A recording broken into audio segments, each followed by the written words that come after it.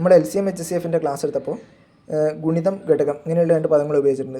അപ്പോൾ നമുക്ക് ഈ ക്ലാസ്സിലൂടെ പരിചയപ്പെടാൻ പോകുന്നത് ഗുണിതം എന്താണെന്നും അതിന് LCM ആയിട്ടുള്ള ബന്ധം എന്താണെന്നും പറയാൻ പോകുന്നത്.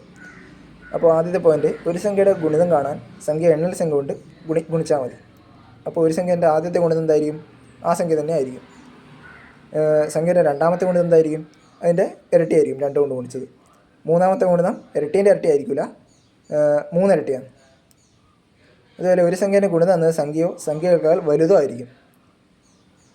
ഗുണിതങ്ങൾക്ക് അവസാനമില്ല എന്ന് വെച്ചാൽ നമുക്കറിയാം സംഖ്യാശ്രേണിക്ക് അവസാനമില്ല. അതുപോലെ ഒരു സംഖ്യേനെ എണ്ണൽ സംഖ്യ കൊണ്ട് ഗുണിക്കുന്നതിനനുസരിച്ച് അതിൻ്റെ ഗുണിതവും തുടർന്നുകൊണ്ടിരിക്കും. ഒരു ശ്രേണിയിൽ തന്നിരിക്കുന്ന സംഖ്യകളിൽ വലിയ സംഖ്യയിൽ ചെറിയ സംഖ്യ പൂർണ്ണമായും ഹരിക്കാൻ കഴിയുമെങ്കിൽ ആ വലിയ സംഖ്യ ആയിരിക്കും LCM എന്ന് പറയുന്നത്. അഥവാ വലിയ സംഖ്യയിൽ ചെറിയ സംഖ്യ പൂർണ്ണമായും പോവില്ലെങ്കിൽ, ഹരിക്കാൻ കഴിയില്ലെങ്കിൽ, ആ വലിയ സംഖ്യേൻ്റെ ഗുണിതമായിരിക്കും LCM എന്ന് പറയുന്നത്. LCM കാണുമ്പോൾ വലിയ സംഖ്യയെ പൂർണ്ണമായും ഹരിക്കാൻ കഴിയുന്ന ചെറിയ സംഖ്യകൾ ഉണ്ടെങ്കിൽ ചെറിയ സംഖ്യകൾ ഒഴിവാക്കി LCM കണ്ടാലും ഉത്തരം സെയിം ആയിരിക്കും. ഒരു ശ്രേണിയുടെ ലസാഗു എന്ന് പറയുന്നത് ശ്രേണിയിലെ എല്ലാ സംഖ്യകളുടെയും പൊതുഗുണിതങ്ങളിൽ ഏറ്റവും ചെറുതായിരിക്കും. അല്ലെങ്കിൽ നമുക്കിങ്ങനെ പറയാം, ഒരു ശ്രേണിയിലെ ഏറ്റവും വലിയ സംഖ്യയോ അല്ലെങ്കിൽ അതിൻ്റെ ഗുണിതങ്ങളോ ആണ് LCM എന്ന് പറയുന്നത്. ഒരു ശ്രേണിയിലെ എല്ലാ സംഖ്യകളോടും നിശ്ശേഷം ഹരിക്കാൻ സാധിക്കുന്ന ഏറ്റവും ചെറിയ സംഖ്യയായിരിക്കും LCM എന്നത്.